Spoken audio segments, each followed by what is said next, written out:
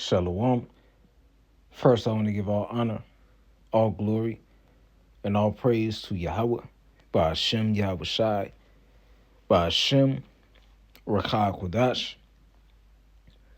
Double honors to the apostles and the elders of Great Millstone G and Master Ruel. Peace and salutations unto the chosen elect, which begins with the 144,000, the army of Yahweh by Hashem Yahweh Shai. To all the Akim, tuning in, the men of the Lord that's pushing out this word. May this lesson be edifying, and may the Lord give you mercy and faith to endure these trying times that we're in. This is the brother Halal from the Great Millstone Chicago camp coming at you with another lesson in truth.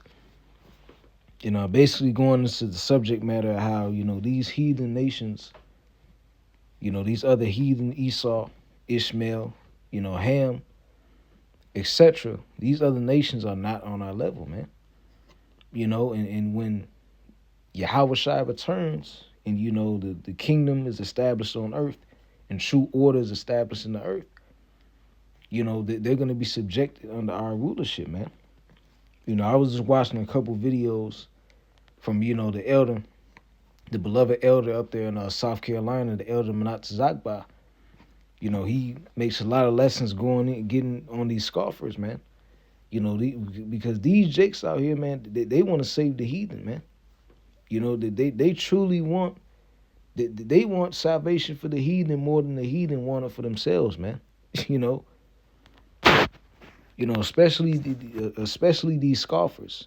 They come against the men of the Lord on a consistent basis. But pursuant to what the scriptures actually say, these heathen are meant to be under us, man. So to start this off, let's actually go to 2nd Ezra,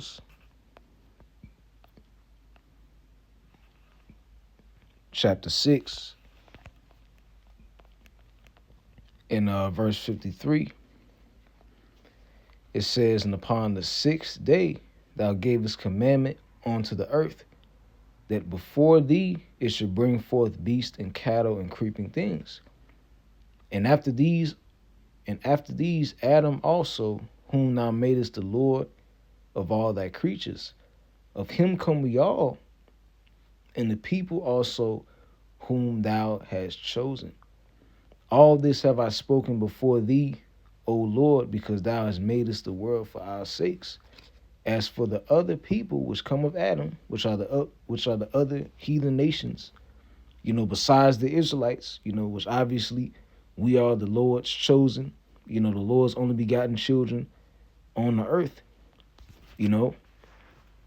As for the other people which also come of Adam, because you have a lot of these scoffers say that we're all a part of one race, the human race, and that there's no separation. No, the Lord made divisions amongst the nations. Matter of fact,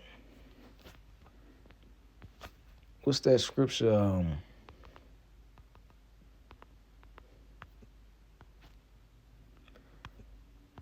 Bear with me.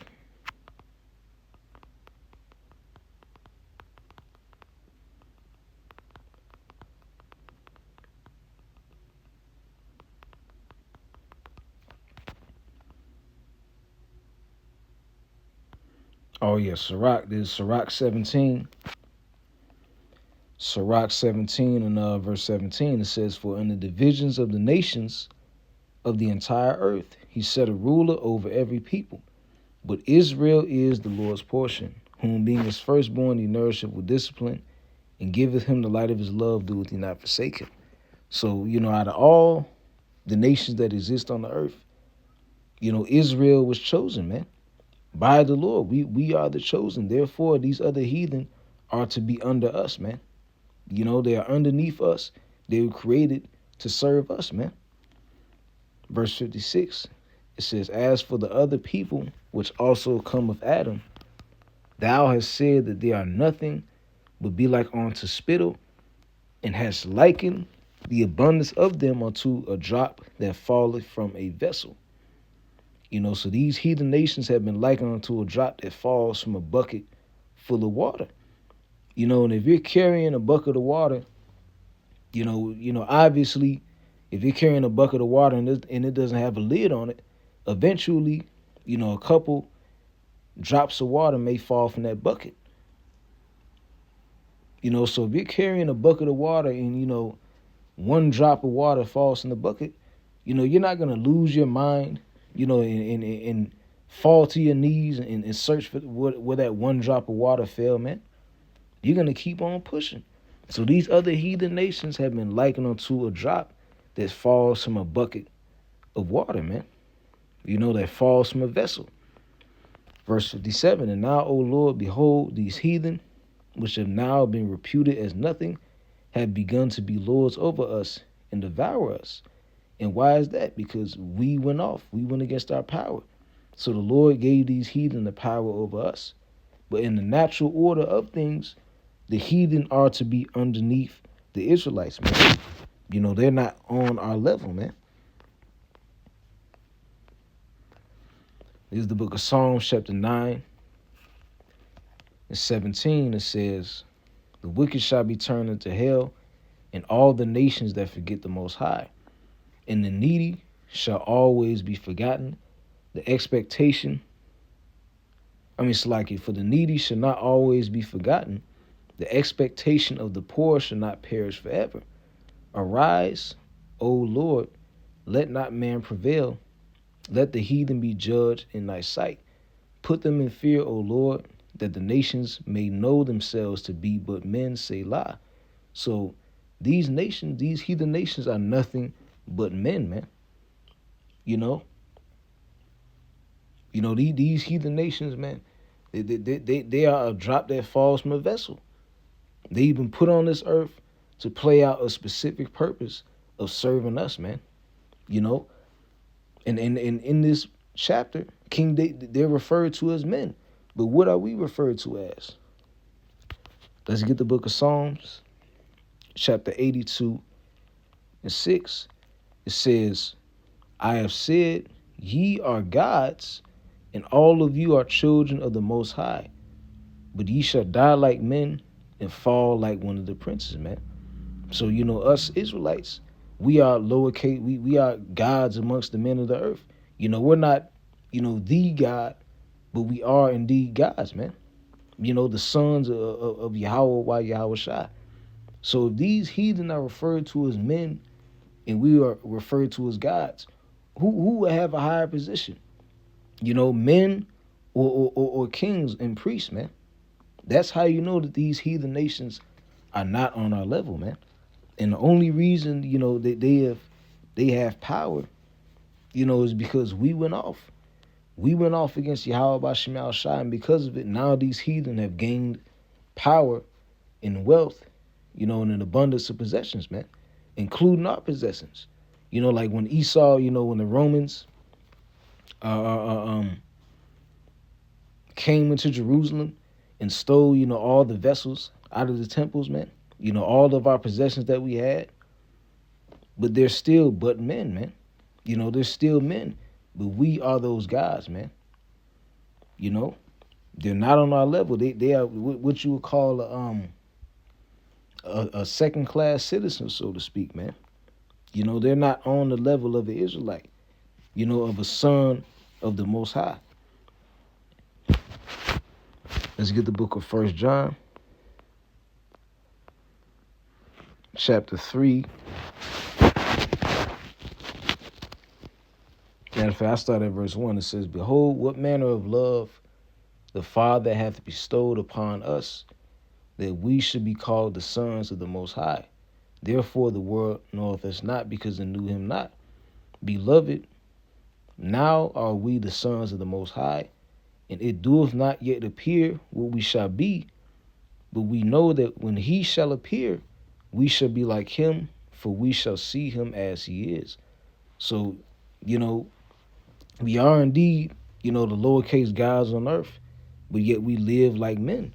But when Yahweh Shai makes his return, the Israelite man is going to receive that godlike status, man. Not on the level of Yahweh and Yahweh Shai, but, underneath, Yahweh Shai, like it says in Corinthians, man. If you had the Most High is over Yahweh is over Yahweh Shai. Yahweh Shai is over the Israelite man. The Israelite man over the woman. So on and so forth, man. And when that natural order is restored, what are these heathen going to do? Are they going to rebel? When the kingdom is established, or are they going to bow down?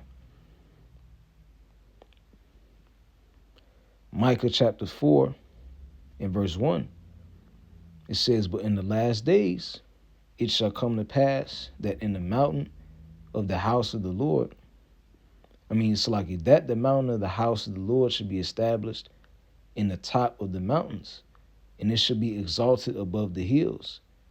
And in the scriptures, mountains in the hills represent governments, man.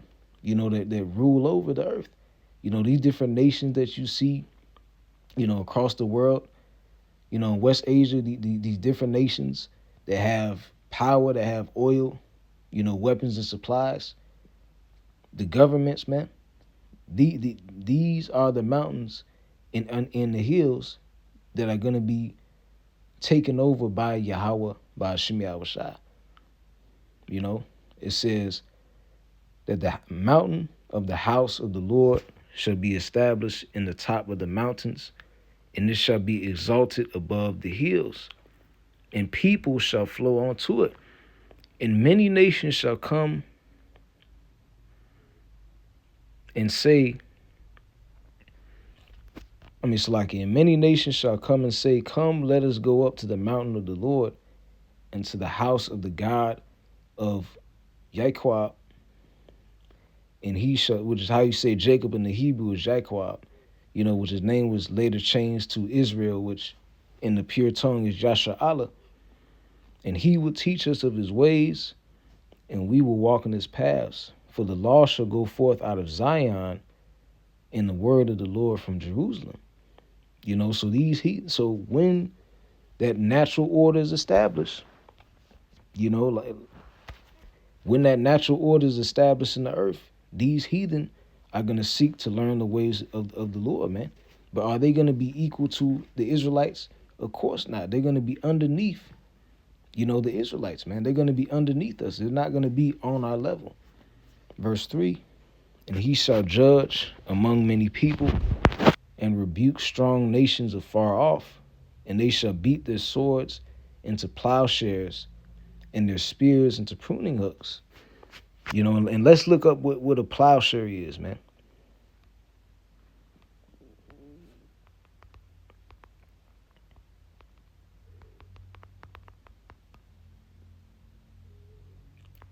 It says, "The main cutting blade of a plow behind a coulter." Let's go a little bit deeper into it. It says, in the Bible, a plowshare is a sharp iron blade of a plow used for tilling soil, symbolizing peace, life, and productivity. These heathen are going to be putting in work in the kingdom. They're going to be very productive, man. Their swords are going to be turned into tools that are used for productivity, man. Tending to gardens, tilling the soil. Building up the kingdom of heaven. That's what these heathens are going to be doing, man. And they shall beat their plowshares. They shall beat their swords into plowshares, their spears into pruning hooks. Nation shall not lift up a sword against nation, neither shall they learn war anymore. So these heathen nations are going to be in complete servitude to Yahweh B'Shem Yahweh Shai, and the Israelites under them, beginning with the elect, the chosen, that are going to make it out of, the destruction of Babylon the Great, on the first go round. "But they shall sit every man under his vine and under his fig tree, and none shall make them afraid, for the mouth of the Lord of hosts has spoken it. For all the people will walk in one in the name of his power, and we will walk in the name of the Lord our God forever and ever." But these heathen nations are going to be underneath us, man. They're not going to be on the same level as the Israelite, man. Not the men, not our women, not our children. They're going to be underneath in servitude. I'm going to end this off Isaiah chapter 60 and verse 1, it says, Arise and shine, for thy light is come, and the glory of the Lord is risen upon thee. For behold, the darkness shall cover the earth, and gross darkness the people. But the Lord shall arise upon thee, and his glory shall be seen upon thee. And who is this thee referring to? The Israelites, man. Verse 3, And the Gentiles shall come to thy light, and the kings to the brightness of thy rising. Lift up thine eyes round about, and see all they gather themselves together. They come to thee, thy sons and thy daughters. Thy son shall come from far, and thy daughter shall be nursed at thy side. Then thou shalt see and flow together, and thine heart shall fear and be enlarged, because the abundance of the sea shall be converted to thee. The forces of the Gentiles, which is talking about the natural Gentiles, because in the scriptures, you have two types of Gentiles. You have the natural Gentiles, which are the heathen nations, Ishmael, Ham, Japheth, Elam, etc. Then you have the Acts chapter 6 and verse 1, the Grecians, the Israelite foreigners, man, that were scattered across Rome, Cappadocia, Galatia, and so forth. All those different books in the New Testament. The forces of the Gentiles, the forces of the heathen, shall come unto thee. The multitude of the camels shall cover thee, the dromedaries of Midian and Ephah, and all they from Sheba shall come unto thee. They shall bring gold and incense, and they shall shew forth the praises of the Lord.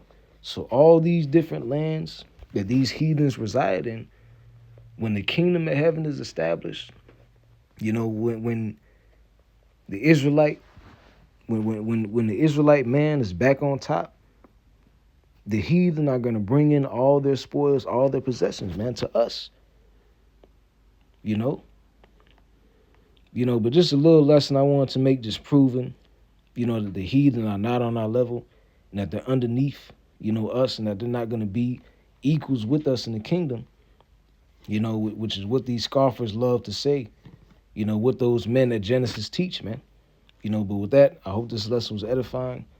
I want to give all honor, glory, and praise to Yahweh Ba'ashim Yahushai, Bahashim, Rachak Wadash, double honors to the apostles and elders of Great Millstone GMS that rule well. Kwam Yasha'Allah, Wah Abab Babal, and until the next lesson.